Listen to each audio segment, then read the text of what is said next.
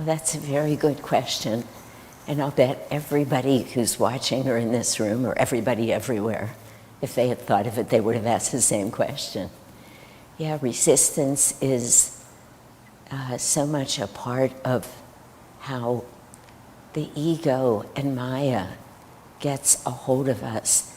I mean, even energetically in terms of magnetism, it makes sense. There's a huge draw on us, a huge pull to go out and to not do that which is necessary to overcome that magnetism and come in.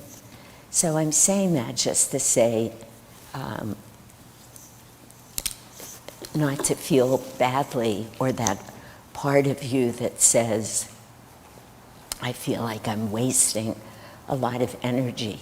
It's true, you are. Unfortunately, we all are when we do that. You know, there are so many times I've taken to tell myself this, which is one of the things I'll say that will be helpful, and that is, when I'm going to sit to meditate, or I'm with a group and I'm meditating, or I'm in a class, I tell myself, you're not going anywhere else. You're not going to do anything else. You have actually committed to being right here. Could be at your altar for 15 minutes. It could be at your altar for 2 hours, if that's what you want to do, but you've made up your mind to do it. And so I tell myself, don't be sidetracked right now. You're actually not going shopping for dinner. You actually can't solve that problem with the person you need to talk to. All of that will come later.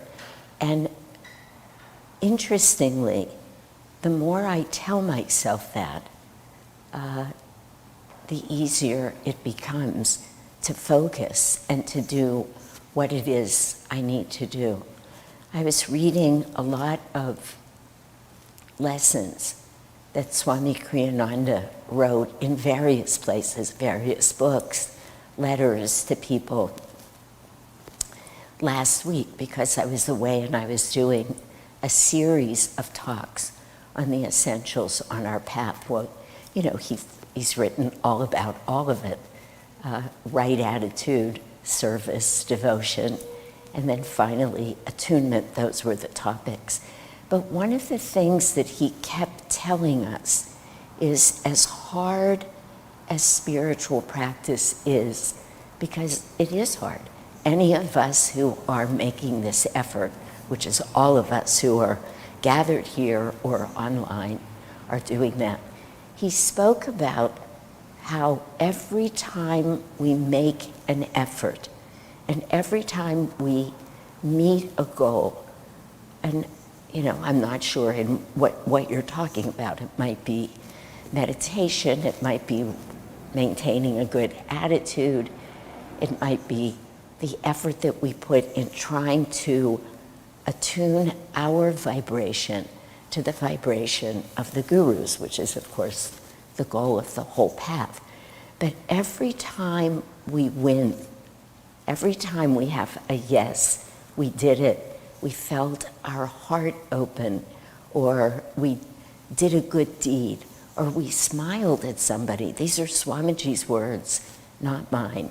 Every time it helps us make that spiritual progress. So we've taken a step forward. We may not feel that, but he said every good deed brings us closer to our goal. And I think that's very important for all of us to remember, that every effort means something, and every win means a lot, and it is simply a practice. There's no simple answer to that, because, well, we have to keep trying. We have to keep reminding ourselves that we want to be saying yes energetically, that we want our hearts to be open everywhere. There are places where it's easy, and maybe we practice where it's easy. One of the people who are here in the temple was just talking to me about teaching very young children. And he said, it just opens your heart when you're with them.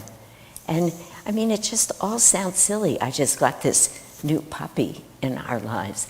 And you look at this puppy who is precious, and your heart opens. And I say to myself, that love, I mean, I've been saying it for 6 weeks, that love that you're feeling, that generosity of spirit, that almost instinctual knowing to love, to hold, to uplift, that is what you want to take everywhere, into your meditation, into your interaction with everyone. And I'll share with you one more thing on this topic, because the topic is so big.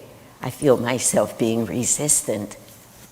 And in what way, if I were with you, I could hear, but it's probably a little bit of everywhere. But I met with somebody yesterday who was sharing a very serious concern with me about an interaction and feelings that he was having about somebody in his life. And he really knows that that relationship, it needs to work, but was finding himself feeling angry, bitter, on and on. And we were talking about what it means to make our spiritual life so expanded, to work on making it bigger and bigger, so that that experience of difficulty, number one, benefits from everything else we're doing, takes conscious effort, and it becomes smaller in our lives so that it's not as easily painful, embittering, all of the things that he was saying. And also, and most importantly, that on our path, the win there, if you can find your way, there's many ways, we talked for a couple of hours, but to open your heart there, to not need something from people who can't give that to you. Because if you need something from people and it's not who they are, you have to get angry with them. It's just the way it goes. The only way around that is to be able to get closer and closer and closer to loving them as they are. That's a practice. And I'm saying all of this because these are all the ways we resist on our path. We hold on to that. I deserve, you owe me. I don't like you the way you are. I'm not going to sit to meditate right now. I'm not going to come to a class that's being given. And there's just so many ways that we can say to ourselves, let me have a little practice today of accepting what is, consciously, thoughtfully, joyfully, just the tiniest little practice.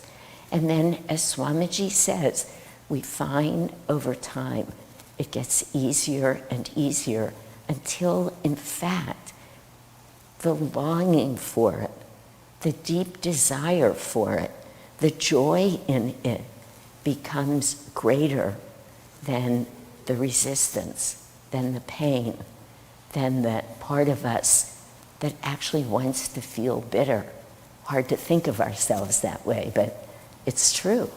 So we have to work at neutralizing that and then uplifting ourselves in ways until we can't even find that place that would want to be mean or negative or not sit in the morning, whatever it is.